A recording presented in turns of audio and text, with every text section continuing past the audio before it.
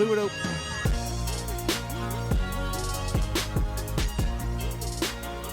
I just love yelling. What's up, yo? Thursday. Super dope. All right. Like we said earlier this week, special week. Godzilla King of the Monsters is out. Me and Brandon are going to see it tonight. We're fucking amped. But we do still have a couple of older Godzilla flicks that we talked about last year. And I wanted to get out to you. I figured this would be a good excuse to do so. So we did actually do Godzilla Raids Again, which came out 5 months after the 1954 Godzilla movie that you heard us talk about earlier this week. Unfortunately, that audio, when I went to grab it, it's fucked. It's fucked.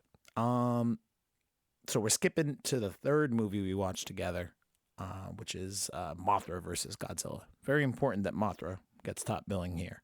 We did not watch the original Mothra movie, which is separate and independent of Godzilla, but one maybe I should watch, because I'm sure Brandon has. I don't know dick about it. Speaking of Brandon, Doczilla, I think, is what I should probably stick with. Professor Doczilla, Brandon himself.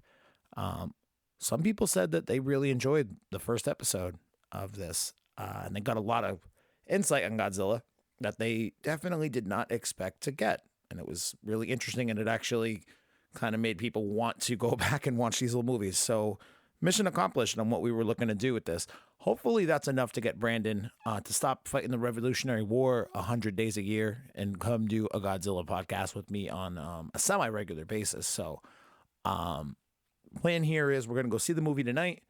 We are going to sit down and record a podcast for it on Saturday night, I believe, and release that next week. And I also have the original King Kong versus Godzilla recorded that I plan to release next week as well. So, all that being said, I hope you guys enjoyed this second episode of Pojira and the ridiculous theme song. Anything else? Yes, there is. There are other things. A couple of free episodes up on the Patreon for you to listen to this week. One is an OG Dragon Ball that me and Mike Norm did, first appearance of Lunch or Launch, depending on your preference. And also the Death Note Super Dope that we put up today. It's volume 25, Silence, a.k.a. The Death of L. Ugh. Yeah, that one's public today too, because that's a pretty big episode. I also feel like it's one of our best episodes for Death Note Super Dope. Just as a whole, me, Amber, and Feds talking about a big episode in that anime, and the musical segment is on point too. If you haven't heard any of the musical shit that we've done for Death Note Super Dope, you should go check it out. I'll put a link in the show notes. How's that? If you don't check out the show notes, it's fucking patreon.com/Dragon Ball Super Dope. There you go. All right, Mothra versus Godzilla. Hope you guys enjoy it. Amped to go see this movie tonight. I know Brandon's super amped, even though he's in a lot of pain. Poor dude. The stone's got him. All right, talk to you guys soon. Super dope.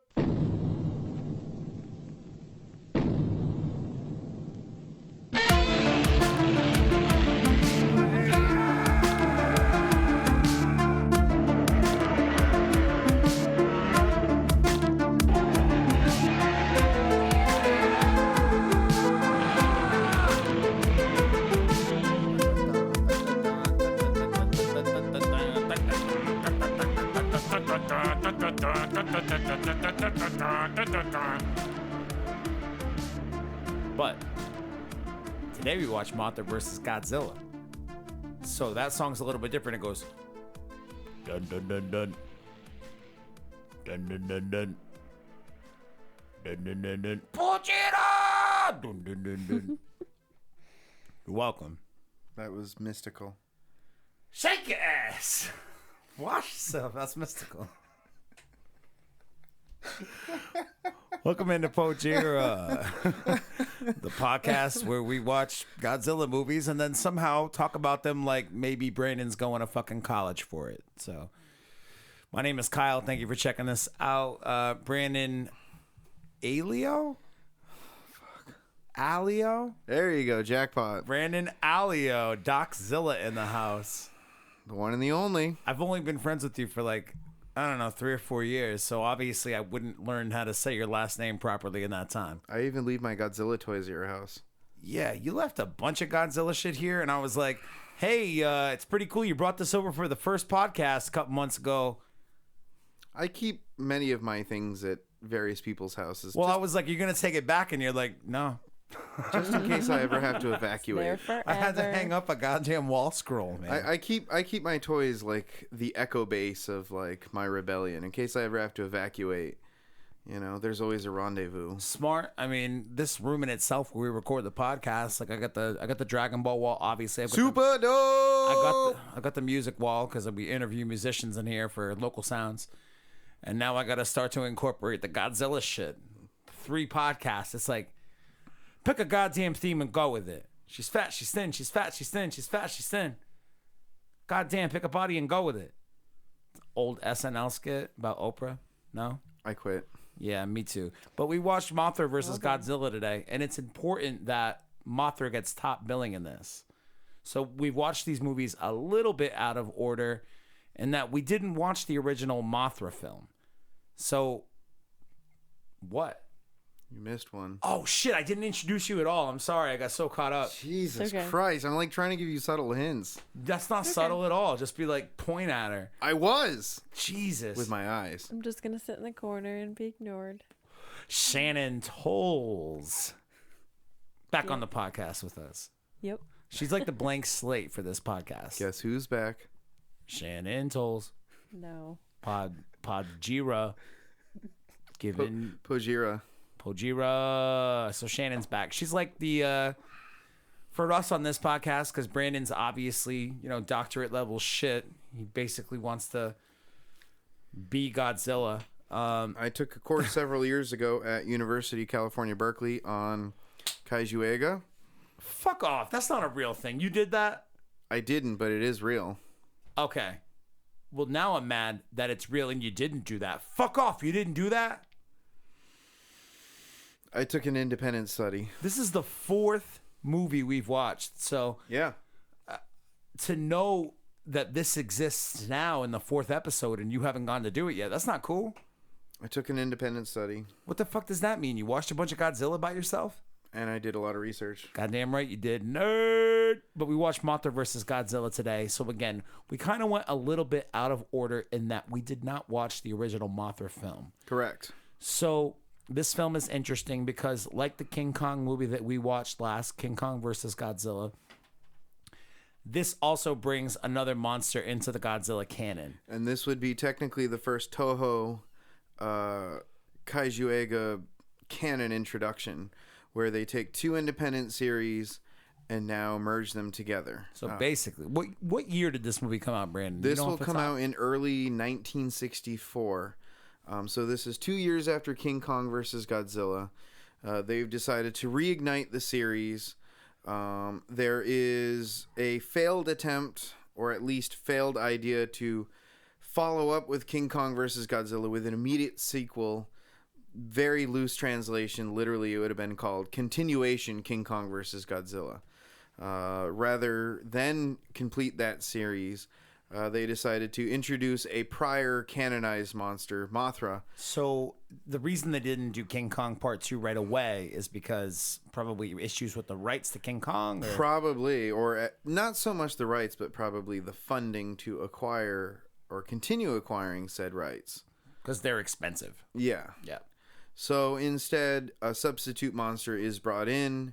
Mothra is... Brought in or made up? Toho made up Mothra. Well, Mothra had already existed. The original Mothra came out in 1961. Okay. And Toho didn't have anything to do with that first Mothra movie? Or No, they created Mothra. All right. So Mothra would have been... depending on what you consider Kaiju-Eiga, the 3rd or 4th monster that they created after the first 2 Godzilla movies. You Godzilla, have Rodan. Mothra's the 3rd You in that line. have Mothra, if you want to count as part of the Mysterians, and Varan, which was initially a made-for-TV movie, but was later put in film. What the fuck? I feel like you just listed monsters I've never even heard of. Yeah. Yeah, me either. What the hell? We'll go back to that. I feel like Varen is a very long. well, tough here's what's slog. interesting about this podcast to me is Varen's that good for about 5 minutes. basically we're following the Brandon Alio timeline of Godzilla and Kaiju movies, and like we've kind of taken some liberties here or there. Like, it's not exactly necessary to watch this movie before we watch this one, so on and so forth. Basically, if we looked at it from a drug perspective, we're mainlining right now. But what's interesting about this to me is we're, like you said, we're mainlining, but we still have so many other little tiny things we could go back and by take a look this at. time, if we wanted to follow the tract of just Kaiju monster movies, we would have had to have seen Rodan, which would have come out in 56. And we fucked up on that. We did. The Mysterians, which came out in 57. We also fucked up on that. Varen, which would have come out in, I believe, 59 or 60. I also feel like you made that up, but I'll take your word Mothra, for which it. came out in 61. We've skipped 4 movies already. We need to go back and start the podcast over. Damn it, man. Too much time. Didn't make Varen up. I'm not saying you did. I'm just kidding around. But so I say that just because obviously we're kind of taking, if you're a Godzilla purist listening to this podcast, you somehow stumbled onto Pojira. God bless you. Is that Varen? You showing me a picture of Varen? It's Varen the Unbelievable. It looks like Godzilla with human hands with his head on fire. He had an accident. What was the accident? His head caught on fire? No, he was just Varen. Well, Varen be damned. Godzilla caught his head on fire in this movie today. Yeah. Yeah. But my point in saying all of that is we're kind of taking the Brandon route in this, and Brandon we trust, Doczilla represent. Essentially what we're doing is we're going to stick mostly to the Godzilla movies for now. If we are willing to carry on after the last Japanese produced Godzilla Come on, movie, man. It's Pojira super dope. Don't be silly. we will go back and track down and start watching the tangents such as Rodan, Mysterians, Frankenstein Conquers the World, Gorath, Dagora, There's a lot of other shit for us to get to. Yog. Well, of the first 4 movies we've watched, so far to this point for me, Godzilla in 54, the first movie, far and away my favorite one. It's unbelievable. It was a fucking masterpiece. Godzilla Raids Again. I know that you came into that episode saying, this is my favorite movie, and then me and Shannon took a huge dump on it and made you really question your life on things. And King Kong versus Godzilla, as fun as it was, I had to reassess friendships. I had to reassess my job. Don't make me throw stuff at the wall, Brandon. You know I'm passionate and I'm prone to fits of rage. I am too. Well, King Kong versus Godzilla was fun, but it was pretty goofy and pretty campy. I think overall, this Mothra film, and again, I haven't seen the first one. I wish I did, only because I said it to you guys while we were watching it. Like, to have Toho come up with these 2 independent properties and then cross them over, have the foresight to cross them over and share some things between their audiences and, continue to build not only their brand, but both brands of each individual monster here. Yeah. It's fucking brilliant. That's some MCU shit 50 years before the Marvel Cinematic Universe was thought up. Up until 1968, the next movie that we'll watch, Three Giant Monsters, Greatest Battle on Earth, Sounds wild. will be kind of the pinnacle of combining canons. We could say perhaps the next movie will be the original version of Avengers Infinity War. Well, I'm sure historically speaking, like having this kind of crossover for them was kind of an eye opener. Yeah. For them to be like, wow, this is a viable market. They're really People are taking interested. advantage of utilizing the pre-existing monsters that they have and crossing them over into a singular series. Well, it's just more cost effective from a production perspective. Not necessarily. You don't have to go out and get the rights on a King Kong if you own the character. That's true, but they still have to remake new costumes and new suits. And that's a big piece of this movie for you today. This is your favorite Godzilla suit. Correct. And this suit will be successful enough in surviving the movie that they will use most of it for the next movie, with a few adaptations to the face and the head. Well, but I really appreciate what I consider my favorite of the entire series suit, the Mozu Goju suit.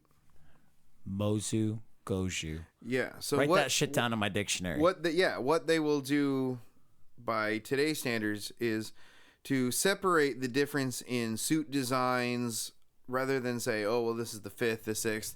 They'll generally name a suit after the movie it's used in, or at least the first movie. So, for example, the original or first would be Shodai, and we'll see that with many different suits. For example, Shodai Mozu is used in this movie. The original Imago Mothra that they used in the movie Mothra will be used continually in Mothra vs. Godzilla. The Gojira suit will be used in this movie as a new suit, or the 4th suit, the Mozu Goji, after Kingu Goji, Gyakushu, and Shodai. You just know too many damn Japanese terms. This is true. He has a point. It's like, just talk to us like we're people. Okay. That all of that being said, suits aside, this I would have to say is probably my second favorite movie for a couple of reasons. So far to this point, anyway. Not second favorite over 31 fucking films, but to the ones that we've watched with this podcast so far, I think this is my second favorite.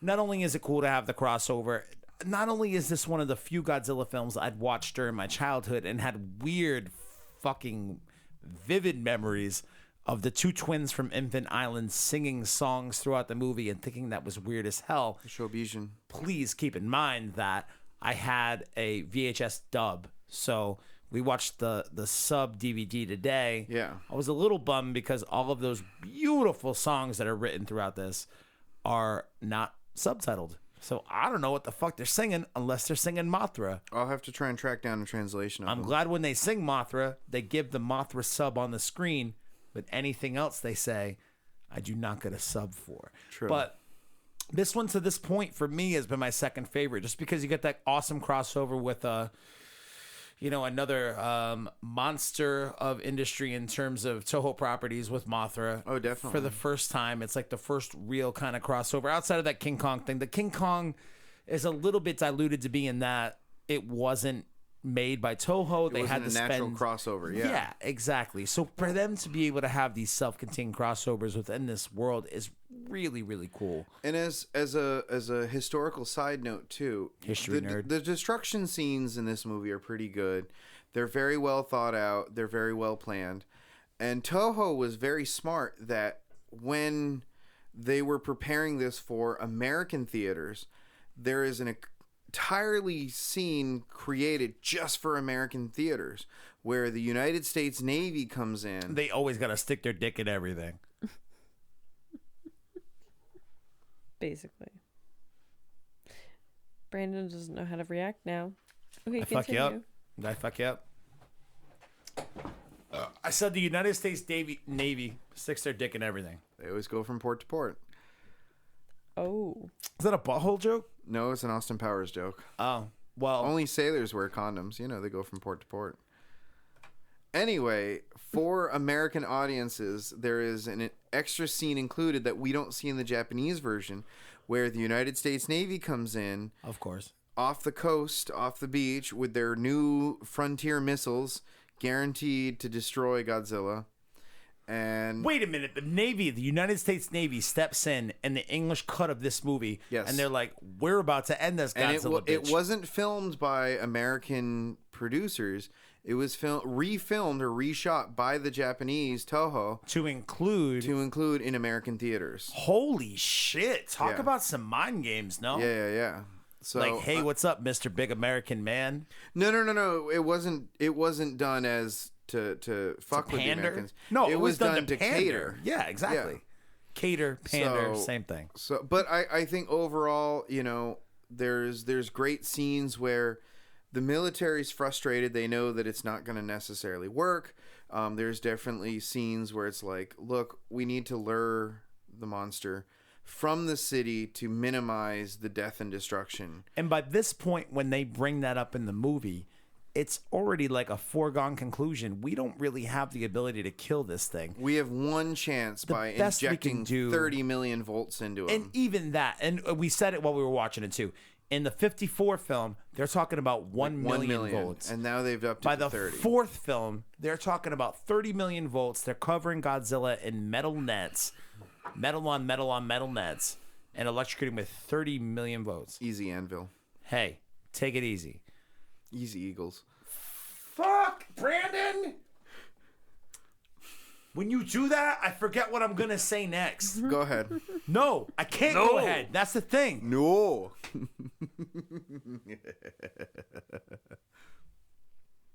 That was a creepy freaking laugh.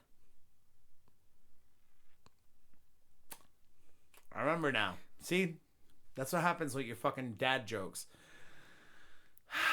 Ugh. Anyway, at a certain point in this film, finally, the fourth Godzilla movie within the Toho recognized canon. Yeah.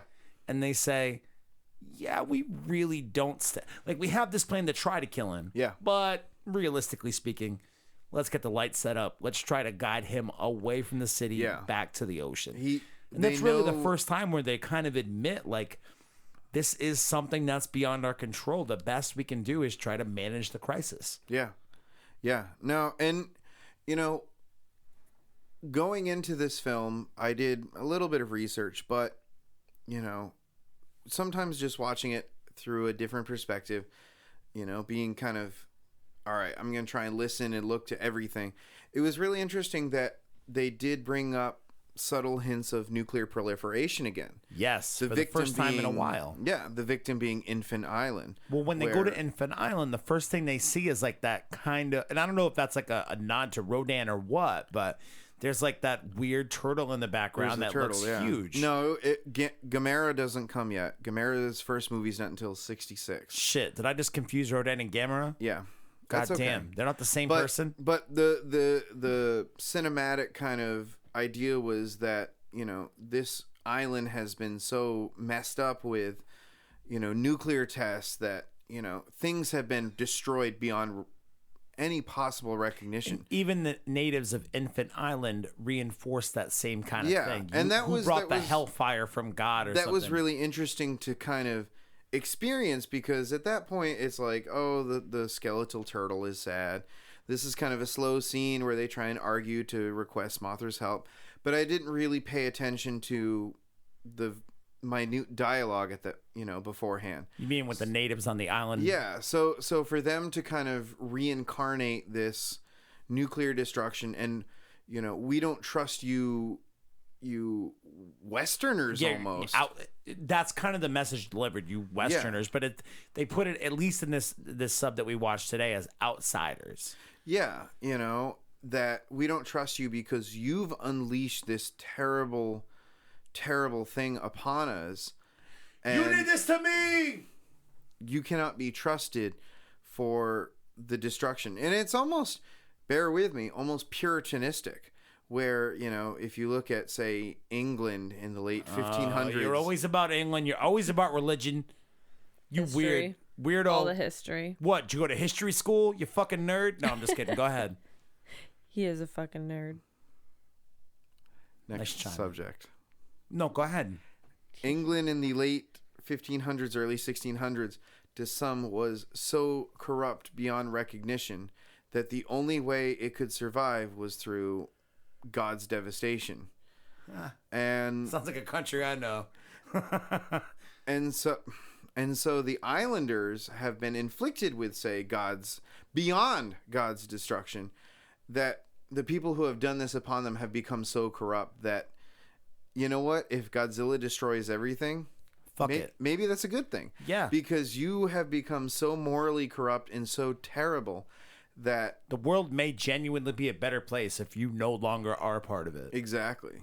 So that's a really interesting concept to see, because in historical hindsight, this movie is supposed to become more and more focused towards younger audiences, and they're trying to sell tickets. Well, that was broader audiences. That was my other point about this being one of my favorite movies. That, I mean, King Kong and Godzilla was the epitome attempt at a popcorn movie for whatever, 1962, yeah. So, and that's the biggest seller of all time. This, on the other hand, was kind of in my opinion anyway, a much more watchable film, much less cheese for sure. Yeah, no, But it's like a perfect popcorn movie. I Like, feel I could see like- this thing being a huge summer hit in the summer of 1964. I guess in my overall analysis of the Godzilla series, this movie and the last movie, or the next movie, Ghidorah the Three-Headed Monster, will be kind of the last serious movies where there's not necessarily a dark tone, but there's enough of a tone that this isn't just cheesy and fun and cute. This They haven't gone full on campy yet. There's still something meaningful and kind of serious about this, you know, before it becomes campy. Do you think that we are just automatically inclined to think the movie is more serious when they harp on the whole radiation thing? Perhaps. And we're like, oh, I we're mean, guilty Americans by association. Oh, fuck. This is kind of like a conversation the three of us had a few weeks ago. I don't talk to you people. When we were discussing the Teenage Mutant Ninja Turtles movie. We're growing up as kids. It's fun, and it's the Ninja Turtles, and it's great. Wise men once say. But wise man said, never pay full price for late pizza. Damn right. But when you watch it from a more adult perspective, it's kind of a dark It's film. a dark movie, man. And you Raphael kinda- almost dies. Yeah, you kind of That leave it, abandoned house they flee to in the country, Yeah. like that's some dark ass shit. you leave the it fire in feeling- April's antique shop. Yo, let's do a podcast about the Ninja Turtles movie. I'll do that. I've been waiting for this moment all my life. Me too. I think. No, but you see traces, getting back to the point of that, with this movie and you know, kind of perhaps we're searching for something more meaningful, you know, to what this movie's about. We know that it's going to be fun and it's going to be kind of cheesy. And it's gonna kick ass. Yeah, but are there subtle references to things that as a kid you won't experience, but as an adult you'll gonna go, Yeah. wait a minute, No, watching this movie again nuclear as an proliferation? adult, like, Yeah. I had no idea that was even. I mean, maybe I read the subs and just be like, I don't know what to make of this. You know? And unfortunately too, I think that with our experiences watching the English versions too, they're going to reduce a lot of that to make it more palatable and, you know, kind of bring your date to the double feature and, you know, Double creature feature. Yeah, whatever. exactly. So seeing these very subtle references to, you know, you did this to us, why should we help you? GD Americans, Westerners. Well, not even that, just anybody outside of this island, you know.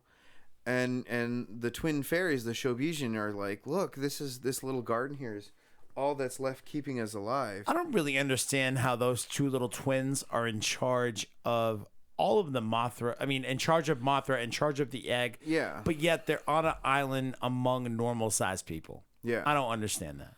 I'm pass. Like, what the fuck makes them so little? I slept through that. And what class. gives them such amazing singing voices? Like, I'm going to take a pause right here. And then again here. Just to showcase how beautiful the music that those two twins sing throughout the film. Like And 3 or 4 different pieces of music. I believe they'll have a worldwide hit in '64, maybe, with one of their songs. Is it a banger? Their nickname.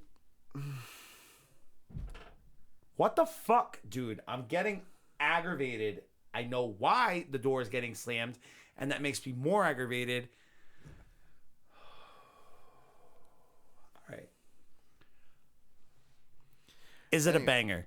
Does it pass the I Tom haven't heard it Haverford yet. banger test? I haven't downloaded it on Spotify yet. What the hell, Brandon? It's by the Peanut Twins.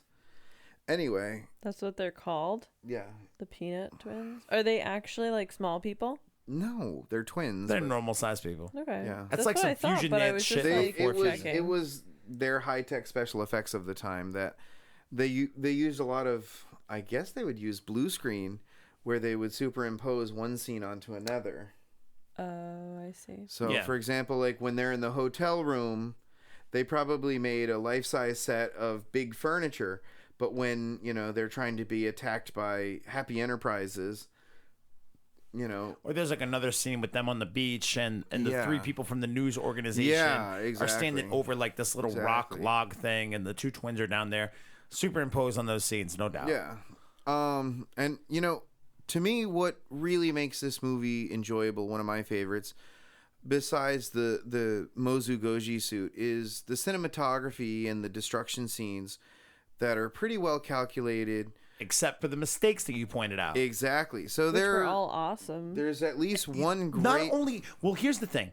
The mistakes that you pointed out to us from like a choreographical perspective, is that the right way? For the things that you pointed out to us today, had you not pointed them out to us, I'd have been like, this completely fits in with the narrative. Exactly. When you came in today, you were like, I love this movie. I know it as Godzilla with a hangover. Yeah, because, which is essentially what it is. Because the beginning of the movie, when you first see Godzilla for the first time, he's waking up covered underground from like a tsunami. He's been trashed by a typhoon. Yes. And so he wakes up in the midst of being buried, and the first thing he wants to do is find some form of sustenance. He's like, yo. So he treks across Nagoya to the beach, where he finds a delicious egg, a big ass egg. And so kind of, we've all been there where we've had great time, great day. You kind of wake up going, shit, what happened last night? I want some eggs. I want some eggs and bacon. But in a very serious perspective, as you were talking about, there's kind of some happy accidents. The first of which is when Godzilla is supposed to attack Nagoya Castle. In the filming, as I have understood through research, the Godzilla scene in which Haruo Nakajima portraying Godzilla does not hit the step, or rather trips into Nagoya Castle. Yeah. Demolishing it accidentally. Now, supposedly, also too, if you watch it carefully, supposedly a couple teeth fall out of the suit, and it's a big fuck up. It's a big mess up. But being that Nagoya Castle was so expensive to build a miniature of, they weren't going to reshoot that. They couldn't, in terms of time, they in decided terms to of incorporate money, what they had. So the happy accident turns into a very natural accident where Godzilla missteps and it crashes with the straight narrative. into the castle and decides, fuck it, I smashed into this thing, it's gonna feel my wrath, and he just tears at it. Fuck and it, I'm a destroys it. hungover Godzilla and I'm pissed and I want some eggs. The next happy accident perhaps was not so happy for Haruo Nakajima, where during one of the attack scenes in which the Japanese self-defense force the is tanks and the planes are coming at desperately him, trying to destroy Godzilla, or at least guide him towards the Plan B, they explode a large explosion in front of him, so much so that the suit, particularly the head of Mozu Goji, catches fire. It must have been horrific for Haruo Nakajima, right, to be trying to film this scene, catching on fire, feeling immense heat inside a latex suit. Do you know if anyone has ever written a biography about him? There has to be a biography written about that dude, right? There's a few different tutorials and small documentaries. Nah, fuck that. I'm talking like a book. I want to know how this dude grew up. The full books that have been produced based around this series, we have one in our possession here of E.G. Tsuburaya. The other of which is for director Ishiro Honda. I don't believe Nakajima has a biography written of him. He recently passed away within the last 2 or so years. That's sad. It is. He's an incredible person. He must have been pushing like 100, right? Late 80s. Yeah. Okay. So, well, even still, man, some of the stories that come out of some of these Toho productions, especially where they're notorious, like we've talked about so much for cutting costs, reusing actors, reusing stock destructive footage. Yeah, they're probably cut corners in terms of the way that they coordinate stunts as well. There's at least 1 to 2 stock footage scenes used in this movie. It's mostly military scenes of military preparations, and I believe the fighter jets, the F-86 Sabres firing upon Godzilla, are both used from the 1957 movie The Mysterians. Fucking Mysterians, strike again. Same podcast. Yeah. I will admit I am a very terrible Godzilla fan. I have yet to see Mysterians. So don't talk to me anymore. You're fired. Damn. Doczilla, find a new job. I'm trying. I'll find one this weekend. We'll see what happens. Ow! That what hurt. the fuck does that mean? I'm gonna move across the street. I know where you're going this weekend. Are you trying to get a job at Fort Tide to go be with your fucking boyfriend? No, I'm trying to secretly get my job at the collections development position. The one that just opened? Yeah. I won't be qualified, though. But you're going to cover some of the things until they find somebody. So, like, could that make you... forehead with that lighter, which, by the way, was awesome. Thanks. Second of all, you better not be lying, because I'll kick you in the dick. I'm not moving to Ticonderoga. It's boring up there. And Kelly would hate it. Kelly hates most things. He's got a point. He's got a real point on that. I said it for you. Yeah. Okay. All right. Well, let me try to find my lighter. Definitely. You can't just drop little fucking things like that, you dickhead. Kyle's so salty. Yes, he's saltier than Fuck's the flow. You just fucked the flow. Help. Saltier than a salt caramel. I'm not leaving you guys. Don't worry. Hisker. Oof. I'm not leaving you guys. This room is very warm. It's hot in here again. I don't like it. Thank you. Yay.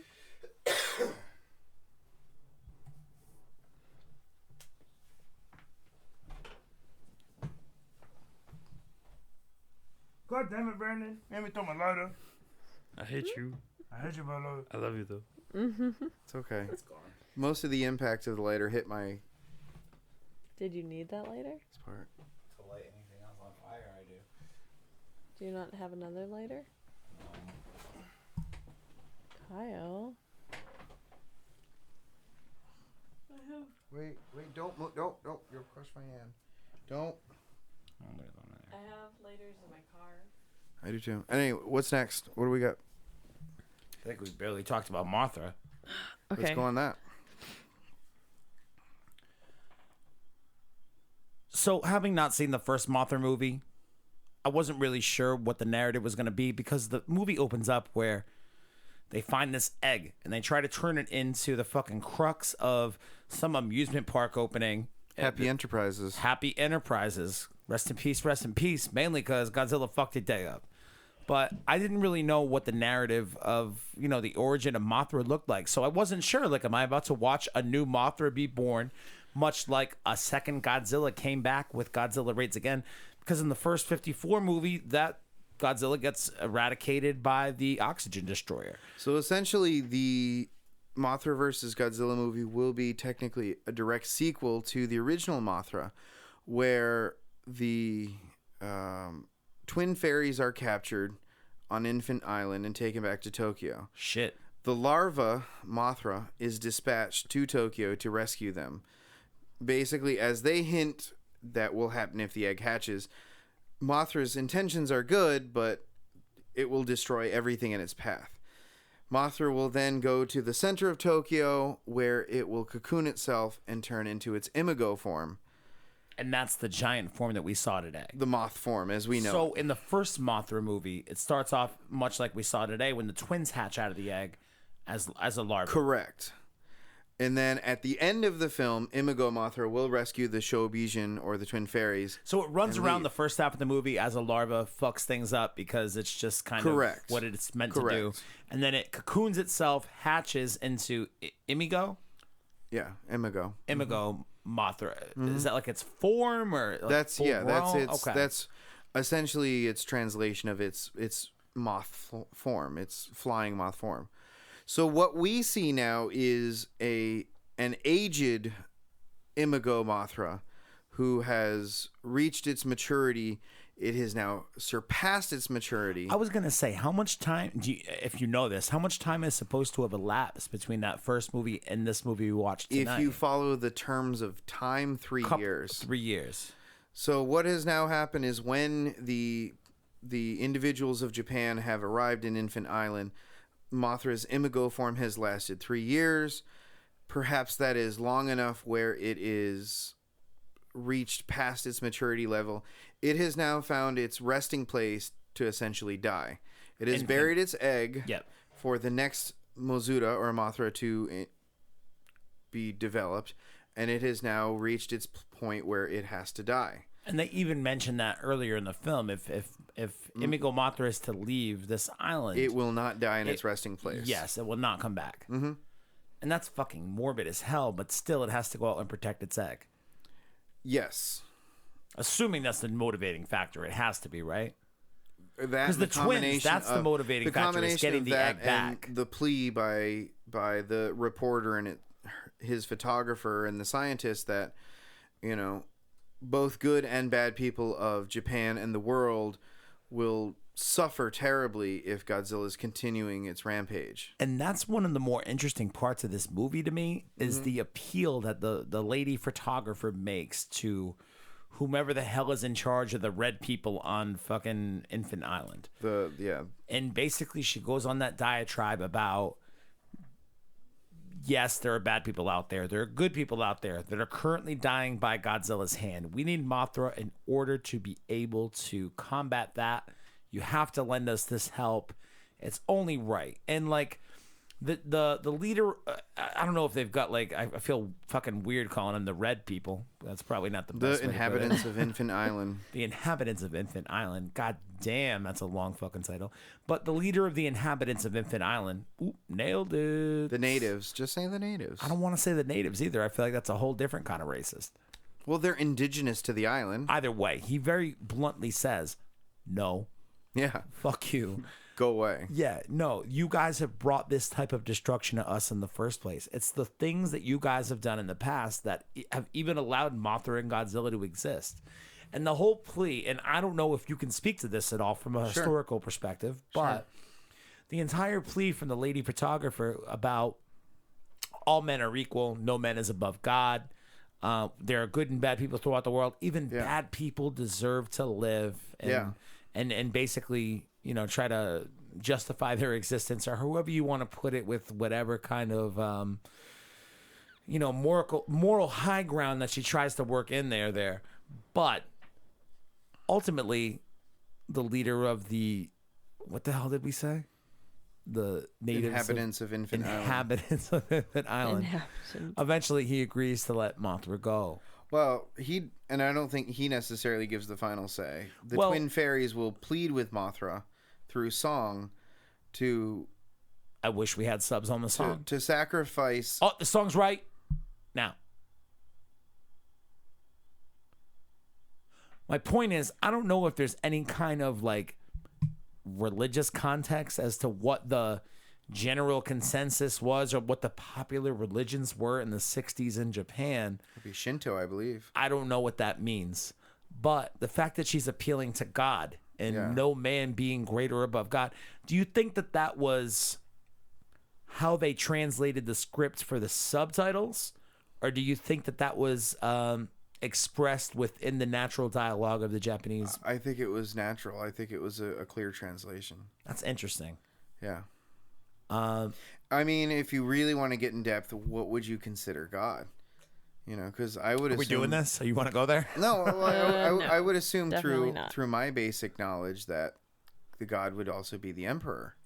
Emperor of what? Of Japan. Emperor What? Hirohito. Huh? Okay. Explain. Why would God and Emperor be one and the same? Was that a common view in Japan in the 60s? I don't know. I believe so. This is why you're here. At least during the 40s, but yeah. I didn't know that. So basically that lady photographer was talking nicely about all of us, except when we are compared against the Emperor of Japan? I don't know. That would be a research topic that we'd have to investigate. Yo. Because Hiro is still the emperor. Yo. Starting the Showa series, yeah. You haven't written that You haven't researched that dialogue? You haven't written that dissertation yet? No, this was like the first time I really paid attention to it.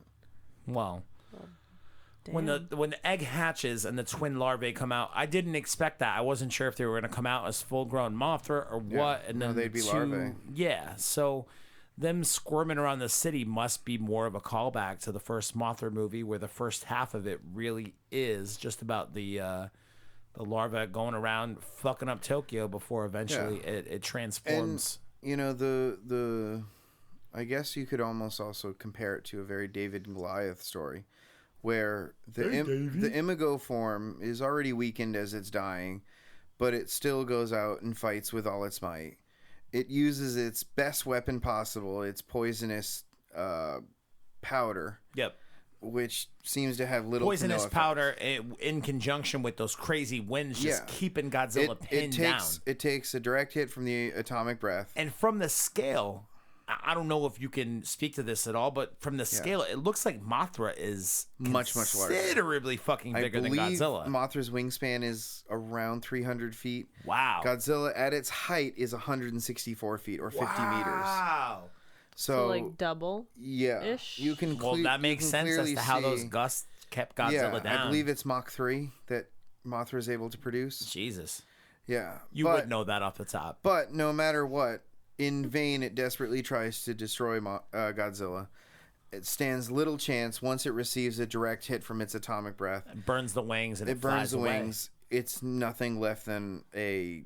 It flies off to die. Temporary shelter for its I feel like egg. it kind of glided away to die. Yeah. So the Goliath... It was depressing. That was the darkest point of the film for sure. Oh, totally. And you know, we see in prior films Anguirus's death at... You love him. After Godzilla, Yes. serrates its jugular. But, this one seems a lot more devastating because Mothra is more of a form of purity and goodness. And Mothra is very much, not only in the title of the movie. And she's also very fragile. So to see, It's the hero of the movie, though. Yeah. This is one of the... and I don't know, but... We don't have too many more films where Godzilla is straight up the antagonist. Godzilla will essentially be an anti-hero in the next 2 to 3 films. Post that, there's no such thing as a villain until at least 84. Damn. Yeah. We got a bit to go. I'm a firm believer in the power of good and evil. I guess you could say that this film is the last film that Godzilla is technically purely a villain, where his character is not cute, cuddly, saves the day. It's, still a force of nature on a destructive warpath that doesn't seem to have a direction or a bearing, but will cause extreme destruction regardless. Well, hopefully the people and the citizens of Japan continue the trend that they started in this movie and realizing that maybe we can't destroy this thing. Maybe we just need to learn how to manage it. Because like you said, we've been saying it, I think, on every episode we've done to this point. He's a force of nature. Exactly. And I think, to me, this movie is the last major one that really exemplifies that, because you don't see him with the direction. He's kind of just moving fluidly without, circumventing something or, kind of directing. He's just, anything that gets in his way is going to be destroyed. Yeah. His tail gets stuck in the tower. He destroys it. It actually comes That's down one of upon my favorite him. scenes in this movie. It was a cool scene because not only does it contribute to further to the narrative of Godzilla is just hungover as fuck, but it's kind of funny, but it's kind of sad at the same time because he is this big, ginormous, clumsy creature. Yeah. Trying to navigate his way after having been woken up. He gets his tail caught in this tower. He's just trying desperately to get the tail loose. He's got no intention of destruction. Yeah, and the thing I just think, falls on him. I think that, you could almost look at it as, is he purposely trying to destroy things? Or like even in the first film, He's just trying to make his way. At least in this movie, I felt that he was genuinely just trying to make his way through the world. He was not on a rampage. Is he almost like a bull in a china shop where... Yes. That was... Wow. That was weird. Sorry. Yes. Yeah. He's very much out of his natural element where, he's not particularly trying to destroy things, but things are now in his way. Because he's a big fucking guy. Yeah. That's how I Giant feel. tail. Yeah, the tail on this suit is ridiculous. And little known fact, when Brandon got married several years back, his cake topper, go figure, was a Godzilla toy. A Godzilla toy that I currently possess in my hands, which is, a model of the suit from this movie that we watched today. And I've fucked with lots of Godzilla toys in my life. And this one is by far my favorite. the points of articulation are ridiculous, but the reason I bring up the points of articulation, within this tail, I see 1, 2, 3, 4, 5, 6, 7, 8. 8 points of articulation in this GD tail that you had as a wedding topper. For those who are interested, it is the SH Monster Arts Mozu Goji figure. SH makes some of the best Dragon Ball Z toys ever. Why do you think I brought this over? But they're like $80 fucking a pop. It's ridiculous. I saw a Nappa. Why do you think I got this for my wedding? I don't know, man. This isn't something I would have gotten for a wedding cake topper. This is something I would have gotten. It's called sponsorships. You got sponsorships? You're a liar. Okay. Well, I was given budget money for certain wedding by things. your wife? No.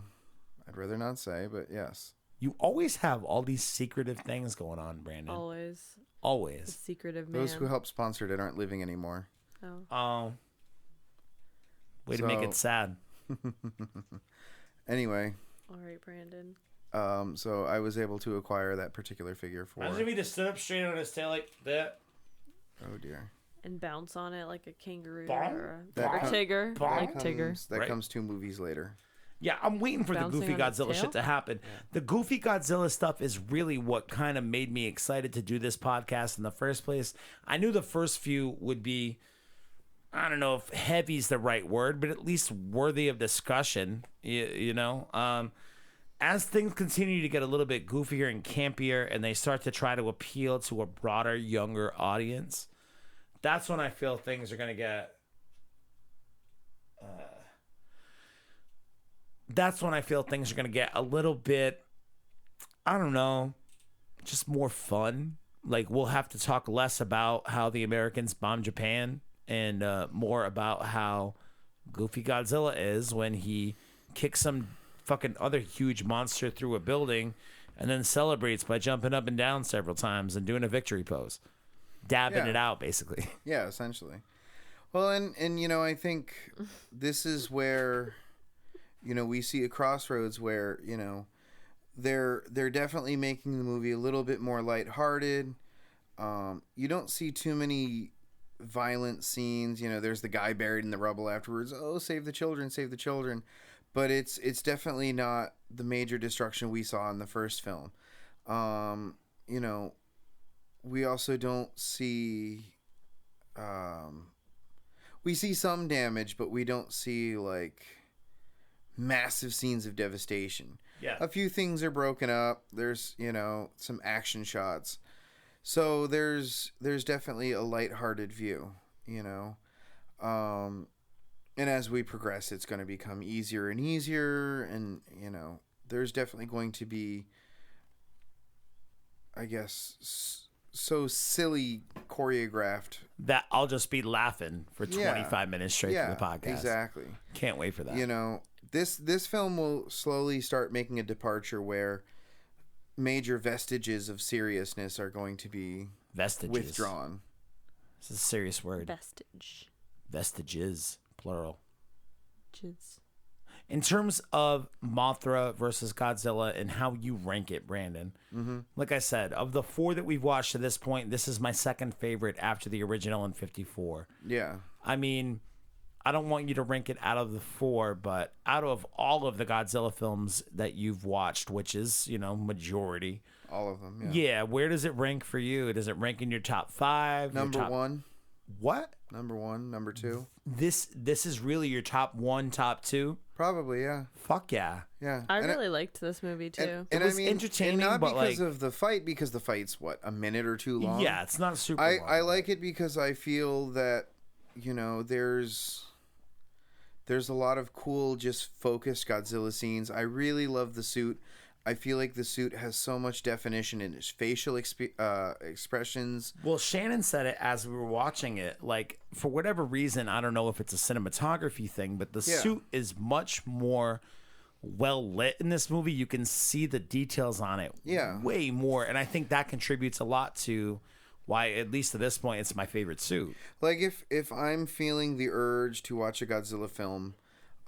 especially like, oh, I've had a rough day, it'd be really cool just to sit back and relax. Between this one and the next one, Ghidorah the Three-Headed Monster are my go-tos automatically. Just because I feel like there's just a lot of cool cinematography in it, and they flow well to me. Yeah. There's a couple that there's a lot of slow scenes, or there's just, unnecessary scenes. To me, this one was a good build-up between,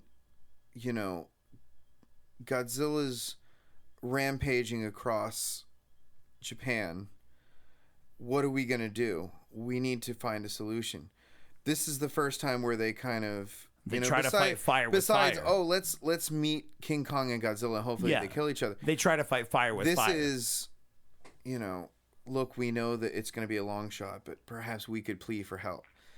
And kind of heartbreaking end to that is Mothra is going to die no matter what. We know that she's going to die, but she's still willing to make one attempt, at least if anything, to save her egg. But to give a second chance on humanity and make a chance to do something, Humanity always needs that second chance. And this is the weird transistory period where they're going to be losing more and more seriousness, focusing more on fun, and bringing people in to see a good movie without, devastating connotations. This isn't the seriousness of, like we were talking about earlier, we Logan, got bombed, or The Dark Knight. Yeah. This is fun, kind of, early Marvel movies, like, I want to watch Logan right fucking now. That's one of the best superhero movies ever made. I love that movie. Ever made. So good. I don't care that it's not technically in the MCU. I realize people have a lot of, especially with Infinity War having just come out.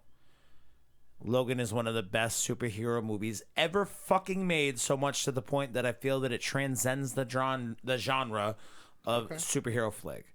If you watch Logan, you're fucking up. You're so fucking up good. real bad, dude. You get it to go. Yo, there's like 6 red boxes from here to your fucking home in Newport. Hit one and see if they got Logan. That's in Newport, Vermont, by the way, people. No, it's not. Fuck off. I want people to know where you live. Newport, Connecticut? It's Rhode Island.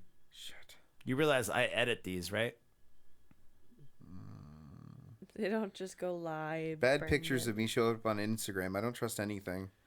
Oh. Shut the fuck up, Brandon. Bad Speaking of pictures of him. Instagram, if you haven't followed us on Instagram yet, go do it. I'm about to take control of the website from Brandon. We'll co-manage. How about that? Podjira, Podgj, Podjira. Correct? Yes. How the hell did we manage to get that handle on Instagram? The Lord works in mysterious ways. Yes, my son. But go follow us on Instagram if you haven't done that already. Facebook, Podjira, Podjira. Please make sure that you rate, subscribe on Apple Podcasts, Spotify, Stitcher. And if you've got friends who are into Godzilla and you're not sharing this podcast with them, you're a dick. Don't be a dick. That's kind of going off the assumption that you take something away from this podcast of value, which I don't think Brandon Godzilla Alio is going to have happen. So Mothra, Godzilla in the books. What are we going to do next? Ghidorah, the three-headed monster, or Three Big Monsters, the Greatest Battle Ever, I believe is the translation. Are they similar? Or this is the same movie but two different titles, right? Yeah. Okay, so it's Ghidorah. Ghidorah, the three-headed monster. Word. Is it like a Mecha Ghidorah? There will be a 91, yeah. Can't wait for 91, baby. Year before I was born. Shh. Don't give away your age. These people need to think that you're a seasoned veteran. Oh, okay. Shh. Well, that being said, thank you for listening to Podjira. Much thanks to Shannon. Much thanks to Brandon. My name is Kyle, and we will see you again in a month.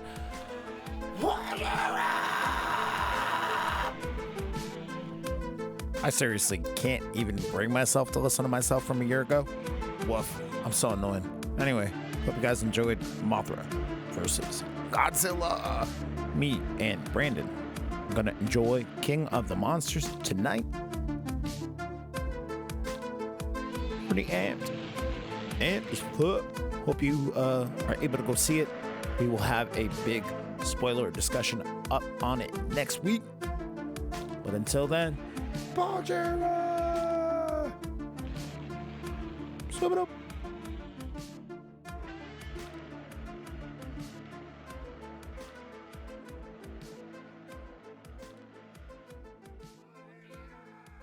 Gojira! There it is.